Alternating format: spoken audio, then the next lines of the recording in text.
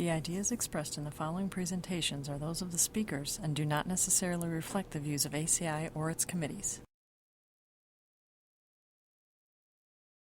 ACI web sessions are recorded at ACI conventions or other concrete industry events and will be made available for viewing free of charge for 1 week. Thereafter, they will be archived on the ACI website or added to ACI's online CEU program, depending on their content.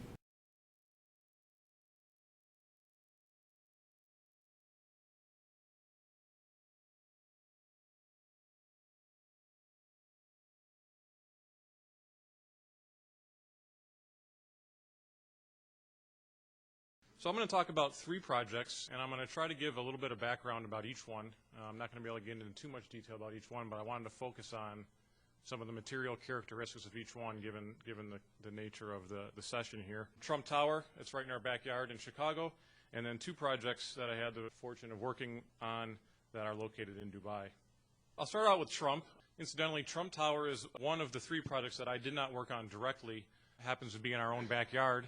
But the nice thing about this collection of these 3 projects, and the reason why I grouped them together, is because there was a lot of overlap in terms of the design phase in our Chicago office. At certain times, all these projects were kind of going on together, and there was a lot of information sharing. So the Burj Khalifa team was, talking with the Trump Tower team, and so although I wasn't directly involved with Trump, there's a lot of similarities that I think you'll see in terms of the materials.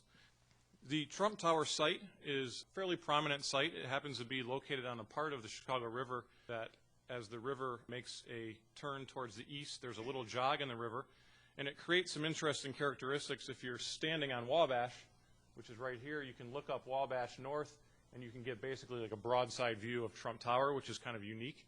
And then also, if you have the fortune of owning a residence there in Trump or staying in a hotel, you can, in some areas, look down like completely uninhibited view down the river towards the lake to the east. And it does have some famous neighbors.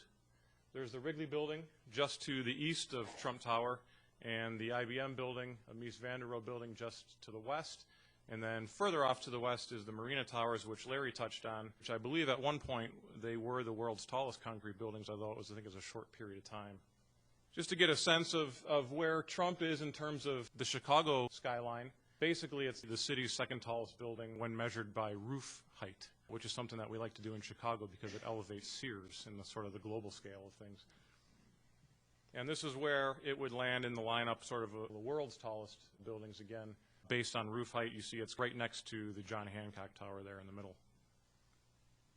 1,133 feet tall. It's certainly a mixed-use development with about 2.6 million gross square feet, predominantly private condominiums in the top 2/3, and then a hotel in the bottom third and some retail space at the bottom of the building.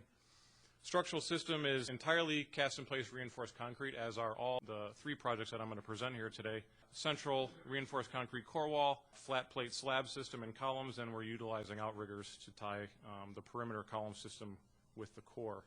Now, how we used high strength, and I'm saying high performance concrete, and the reason I'm saying that is because it's not always just about the strength, although that is certainly a big component of why you want to achieve higher goals with your concrete. But oftentimes there's other things that come along with the strength that are intentional, such as stiffness. We've talked about that a lot in this session. But other things like increased durability with reduced permeability are other factors. And then also there are some cases where we're going to utilize self-consolidating concrete. So there's sort of a family of characteristics, strength being one of them, but these other performance characteristics are very important. So for Trump, for the mat foundation, we use 10,000 PSI concrete, self-consolidating. And then for select slabs, typically in the outrigger, associated with the outrigger zones, we went up to 12,000 PSI. And in some of the vertical columns and walls, we range between 8 to 12,000 PSI. And the outrigger zones were certainly the highest. We went up to 16,000 PSI with those, coupled with the self-consolidating concrete characteristics. I talked about the outriggers. The outrigger systems are difficult to deal with. Sometimes you have abrupt changes in stiffness, which attract a high degree of load, but they do have certain undeniable functional advantages for buildings, and so oftentimes they're utilized for tall buildings. They're creating a large change in stiffness, as I mentioned, as they're trying to dump load from the core and engage the outer perimeter columns. And these are some details of what our outriggers look like. We have 2 conditions where we have reinforced concrete outrigger and then the addition of structural steel plates where the loads get significantly high. And you can see the type of scale we're talking about, 17 feet deep by about 5 foot 6 inch wide. The reinforcement ratios were fairly high, which was certainly the reason why we wanted to go with self-consolidating concrete along with the high strength. So some details about the mix design for the special outrigger zones. 16,000 psi was specified at 90 days.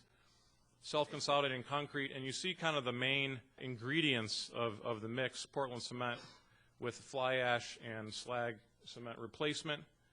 Microsilica was also used, and then we have a high-range water-reducing admixture coupled with a viscosity-modifying admixture to stabilize the mix for the self-consolidating concrete. So anytime we have self-consolidating concrete, you'll see that there's a common theme here where we're coupling the viscosity modifier with the water reducer. And the max aggregate size for these zones was 12 millimeters. Water cement ratio, pretty low, 0.22 to 0.25. We did some pre-construction testing of this mix because of the somewhat exotic nature of the mix.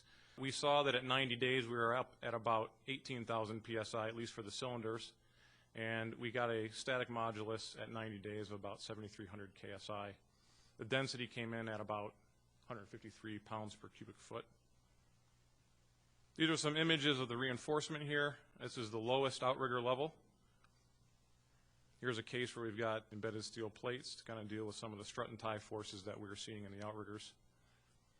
And you can see the amount of congestion here. We've got rebar couplers in place of lap splices. The lap splices just wouldn't fly in these types of situations. But you can understand why we've gone with self-consolidating when you look at some of these images of the amount of congestion that we have in these high-stress zones. Okay, I want to move on to the mat foundation here. We're targeting 10,000 psi concrete for the mat at 56 days. Modulus, fairly moderate modulus of 6,000 ksi at 56 days.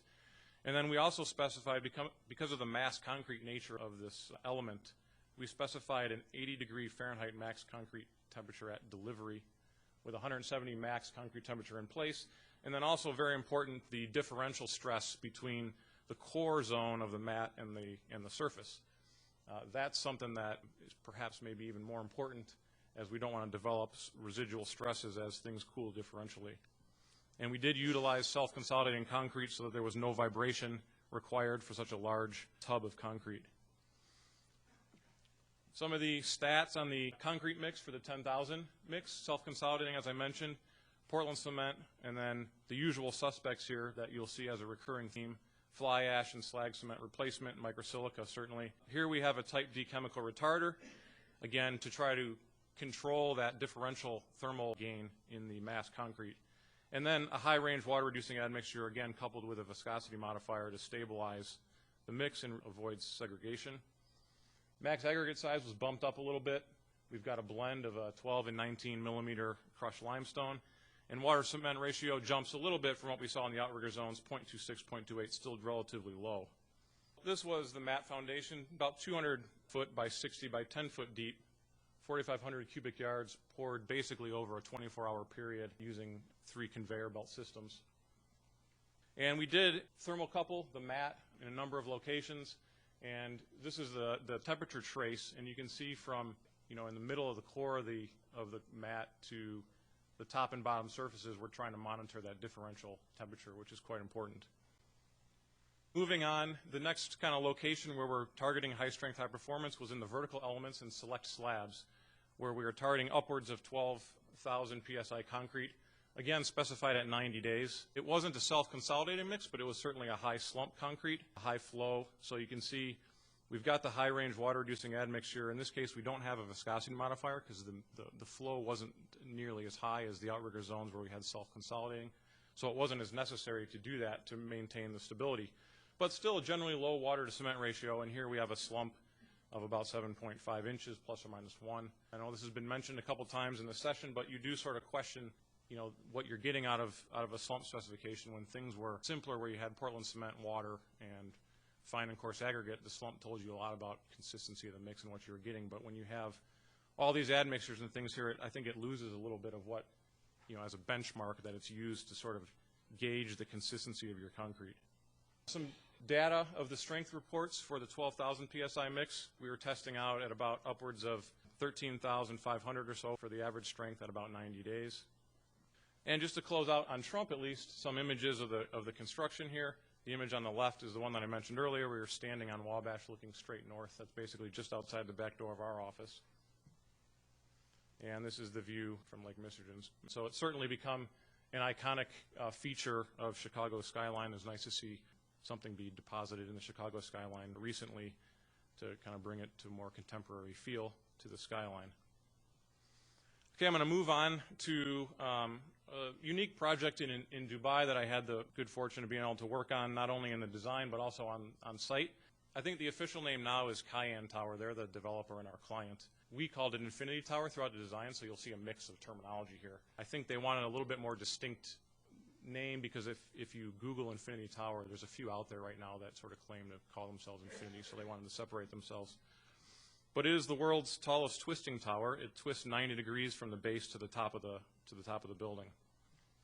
And what would seem somewhat of a whimsical idea to take a tower and twist it, I have to admit that there's really no, and I don't think any of you would be surprised by this in this room, there's really no structural motivation to do such a thing. But there certainly is an architectural story behind it, and that story is that the site is quite unique in that it's right at the inlet of the Gulf to the marina in Dubai.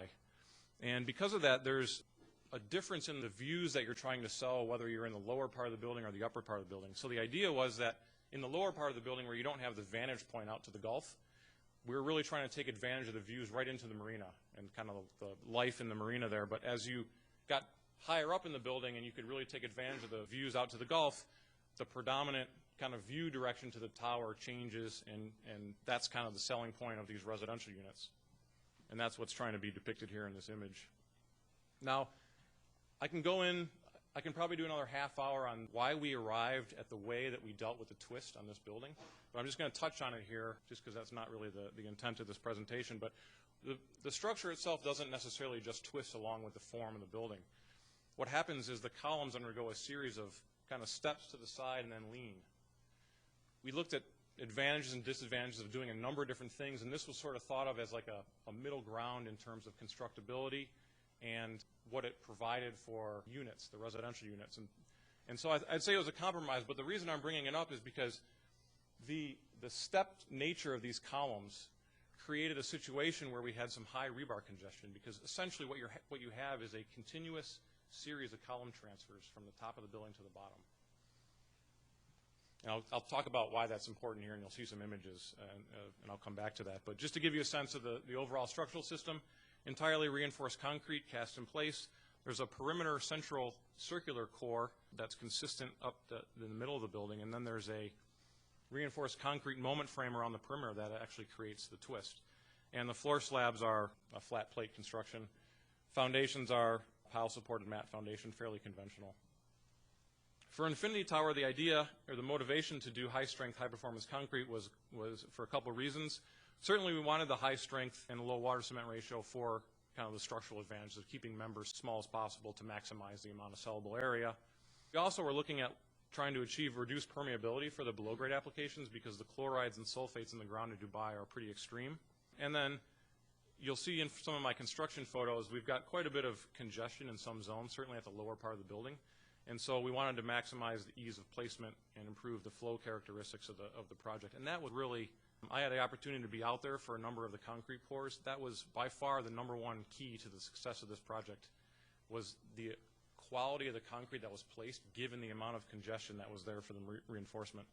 And then we specified higher modulus of elasticity in order to control the amount of not only wind drift, which is normal on a building, but also gravity drift, because this building is somewhat fighting its own weight because of the twisting geometry of the tower. Some of the concrete material properties, I'll skip right to the imperial units for the metrically challenged here. But from the foundation to about level 50, we had about 10,000 PSI concrete. Not totally exotic, but certainly for Dubai, you can't do in Dubai what you can do in the U.S. all the time. So this is certainly a little bit of pushing the envelope, at least at the time, for what could be done in Dubai. And then we tailed it off to about 7,000 PSI concrete in the upper kind of third of the building. And we did specify modules of elasticity at 90 days, which was quite challenging actually for the ready-mix guys to achieve. We had a lot of back and forth on that one. I'll talk about that in a little bit as well. Some of the mixed design characteristics, the perimeter moment frame was self-consolidating concrete from the bottom of the building to the top of the building. We specified, if you remember from the previous slide, 70 MPa cylinder strength. They had to bump it up to about 75 to achieve the modulus that we required. In fact, I think they probably snuck it up a little bit beyond that as well. It was a kind of what they call a bi-mix, which is a Portland cement with a fly ash replacement, silica fume, and a superplasticizer, again with the viscosity modifying admixture to stabilize the mix. Max aggregate size was bumped down to 3/8 of an inch, again to kind of enhance the placement and the pumping of the concrete. The core walls, the central core walls, were a bit of a unique thing. They actually slip formed the core walls. They actually had slip forming technology out there, and they were advancing the core walls through slip forming, and they were going way ahead of the rest of the tower. We actually had to tell them they had to put the brakes on after a while because they were just going way beyond what they were able to keep up with the rest of the frame. But the slip form, because they were using slip form, it wasn't a self-consolidating mix because you need a certain amount of early age strength to do the slip forming. But it was a high flow mix, 70 MPa cylinder strength, about 10,000 PSI. Again, this bi-mix, which you've got fly ash and Portland cement together, microsilica and a superplasticizer, no viscosity modifier here in this case. And we bumped up the max aggregate size to 20 millimeters. This is kind of interesting. Just to give you an idea, I mentioned the fact that they were having trouble achieving the modulus elasticity that we specified. I plotted here the relationship from ACI, modulus elasticity, relative to concrete strength for normal strength concrete and then for high strength concrete. And then I plotted a 20% offset, which is sort of thought of as maybe the acceptable range of what you might get out of tests relative to that equation. And you can see what we specified at C70 was kind of even beyond the increase in 20% on what you'd expect from the modulus elasticity. And it does have to do with the aggregate. We've talked about that a number of times in this session. And you know, in Dubai, they're using kind of a crushed limestone, maybe not quite as good as a coarse aggregate as what you might find in other parts of the world. And so they had to move that strength over to the right there to try to get back to within the range that they could achieve with the modulus elasticity. But it certainly wasn't easy. It was a big struggle on this project, actually. Okay, a little bit about the congestion. I talked about the stepped column situation. We knew that there was going to be high reinforcement congestion. It wasn't a surprise. In fact, we did a lot of 3D drawing of these joints and laying out all the rebar so that we can convince ourselves that there was something that's actually constructible and plan how you would do this. And so we drew details of all these joints with the reinforcement in there. We used a lot of rebar terminators instead of hooks. We used a lot of rebar couplers instead of lap splices. Lenton and those people loved us on this project. But I wanted to show this because this was a joint at this corner of the building. You've got your column bars coming up, and then you've got the perimeter moment frame beams coming in from two sides. That column was about 6% reinforcement, and you can imagine the amount of congestion here in these zones. And we had a lot of effort to try to coordinate where the terminators were and plan where the terminators and the couplers were. And the self-consolidating concrete, like I said, the quality on the finished concrete was unbelievable.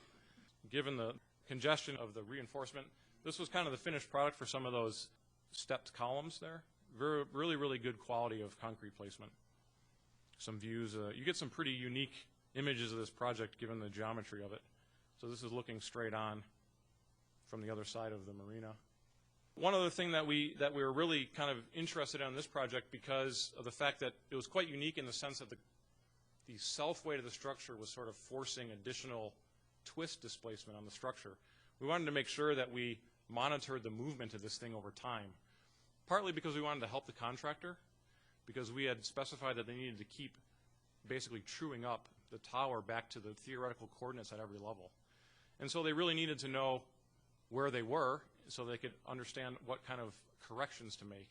And it's sort of an education process we needed to walk through with them and implement this surveying program. But this is the kind of data we got out of it. And this was kind of nice to see.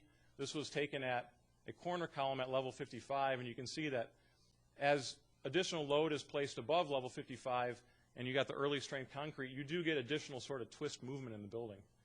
But then it tails off nicely. And this is what we want to see. We want to see this plateau. It's certainly going to be a little bit unsettling if we don't see this plateau. And the red dot was our predicted data point for this particular column based on our creep and shrinkage and construction sequence analysis that we did. And some construction images. kind of walk you through. This is as it's taking off. The core ended up getting about 15 floors or so ahead of the rest of the tower. And one of the things that concerns us when you do that is that the core is going to sort of free creep, and then you're going to have alignment problems when you try to bring the slabs up to the core, and you're going to have dowel misalignment issues and things. So we had to put the brakes on the slip forming. So the slip forming technology stayed in place, but they sort of used it eventually as sort of a jump forming approach. There's some views of the odd geometry and perspectives that you get looking at the tower. And here I'm calling it Cayenne. That's more appropriate, as that's its official name now. It really is, despite all the headaches that it gave us as engineers in the design process, it really is kind of a stunning building in the marina. And I don't know, this is just recently, I think a couple days ago, this French guy that calls himself Spider-Man actually climbed it. So I don't think he cares anything about what I've been talking about, but I think he was probably pretty concerned that the perforated metal panels that he was using to climb stayed on the building. Okay, Burj Khalifa, I'm going to close out with this one. I had the good fortune of working with this one early on in my career. I worked with Larry. I learned an awful lot from Larry on this particular project. There's a wealth of information here. I'll try to distill it down just to the material characteristics, but just to give you a sense of, I thought this kind of interesting because this is the holders of the title of world's tallest over a 100-year span. And it just kind of goes to show you that there was this sort of trend that was started. And then it sort of plateaued off at the end of the 20th century with people haggling about, was it top of spire, top of antenna? And what's nice about this is it seems to sort of like carry on that trend that was started back in the 70s or so. So Burj Khalifa, once again, is an entirely cast-in-place reinforced concrete structure. There is a portion of the top of the tower that is structural steel, but it's relatively small amount of area compared to the rest of the building. But it has a pretty straightforward structure, actually. It's pretty similar to what John showed for Kingdom Tower, where everything's fairly well directly connected. The system is fairly straightforward to explain to people in the sense that you have a torsionally closed central box, which gives it some torsional stiffness. You've got a lot of shear stiffness through the longitudinal walls, and then you've got flexural stiffness at the ends and sort of the flange walls, or what we call them as the hammerhead walls. And I plotted this. This is a plot of building height with building materials over time, and I just cut it off after a certain height, which is why you don't see a lot of data points low down in the building. There's a lot of things going on here, but just to touch on kind of the most pertinent one, which is that Burj Khalifa is the red triangle up here, which for an entirely reinforced concrete building was a significant departure from the trends that had happened kind of in the late 1990s, early 2000s with using a lot of composite structures. So it really stands apart from kind of the rest of its peers in terms of that it was entirely reinforced concrete. To give you an idea of some of the materials that we used on Burj, the max concrete strength that we used was about 9,300 psi, as Larry mentioned earlier. That was at 56 days. And then we tailed that off as you go up toward the top of the building, but we did also, again, specify a minimum modulus of elasticity, which was necessary in terms of controlling the strength of the building and the occupant perception of certainly the upper residential areas. Now, again, 9,300 psi isn't extremely exotic. It's certainly not 16,000 psi, but again, for Dubai, for that time, it is on kind of the upper end. Now you can probably push it a little bit. Kingdom Tower was using 12,000 psi concrete, but it goes back to your local materials that you have available. So for the superstructure concrete, it was a high flow mix. It was called near self-consolidating concrete, 80 MPa cube. Again, it was another one of these what they call bi-mix, which is fly ash and Portland cement, supplemented with microsilica for strength, also for lower permeability, and then a high-range water-reducing admixture with a maximum aggregate size of 20 and 10 millimeter blend, water-to-cement ratio target of about 0.3. So again, you don't see the viscosity modifier because although it was a high flow, it was not self-consolidating concrete. Here's some images of the construction. You don't see the puddling here because these kind of column-like or wall-like elements advanced ahead, and then we doweled in, so there was no issue about puddling or discontinuity of the higher strength concrete in the vertical elements. And I like to show this image because it's not often that we get a chance to see such a large section of a building exposed for the structure. There was a little bit of a hiccup with the cladding contractor, and so it afforded us the ability to take some photos that have completely uninhibited views of the concrete frame for a number of stories.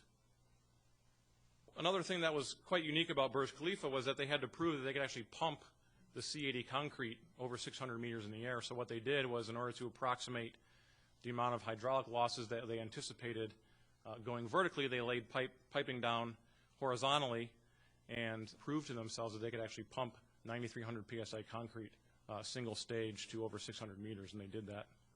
Moving on to the mat foundation. Mat foundation, we did use self-consolidating concrete, similar to Trump Tower. We had about 6,000 psi cylinder strength at 28 days. Portland cement fly ash mix with microsilica once again, and you see the water-reducing admixture in combination with a viscosity modifier for the self-consolidating characteristic. And we used, similar to Trump, a water-reducing admixture type D, and also a corrosion-inhibiting admixture based, calcium nitrate-based, because of the corrosive nature of the ground in Dubai, and a water-to-cement ratio target of about 0.3 to 0.38. Again, we're concerned about maximum temperature at placement, maximum temperature gain overall, and then what I don't have here, which certainly one thing we were keeping an eye on, was the differential through the thickness. Pile supported mat foundation, fairly straightforward, about 3.7 meters thick, I believe, and 1.5 meter diameter cast-in-place piles going about 50 meters deep. And we also further kind of helped the situation by providing a cathodic protection system for the foundations as well. We did test cubes. These are actually images of the real mat foundation where we use controlled permeability formwork, which in combination with the microsilica and the low water cement ratio really minimize the permeability of the surfaces of this concrete. So it's a really high quality, low permeability mix to cut down on the amount of intrusion of corrosive elements. Some images in the upper left there, those are the test cubes that we constructed and thermocoupled to make sure that the contractor had a strategy to control the max temperature gain and the differential. And then what seems a little bit counterintuitive, we actually insulated the top surface in order to further control that temperature differential. It seems like you'd want to expel as much as you could to limit the total thermal gain, but then you've got a problem with differential. We poured this mat in 4 stages, each of the 3 wings, and then came back with the center portion to kind of limit the amount of restraint that the mat created itself as it was drying and curing. Here's some images of the pile-supported mat foundation under construction. And then self-consolidating concrete basically filling up like a bathtub there. And I didn't have Kansas City, but I did put Burj Khalifa in the Chicago skyline, which is fairly close, and this is what it would look like. So in summary, I think high-strength, high-performance concrete is absolutely essential for any tall and certainly super tall tower projects, not only from a standpoint of its strength, trying to minimize the size and maximize the sellable area, but also from stiffness, from a performance standpoint, and ease of placement. We often get into cases where we've got, although we'd like to avoid it, high rebar congestion. Integrity of the concrete because of the fact that it places well in congestion, and then increased durability. These are all factors that, in addition to strength, come into play with high-performance concrete in super tall towers. Thank you.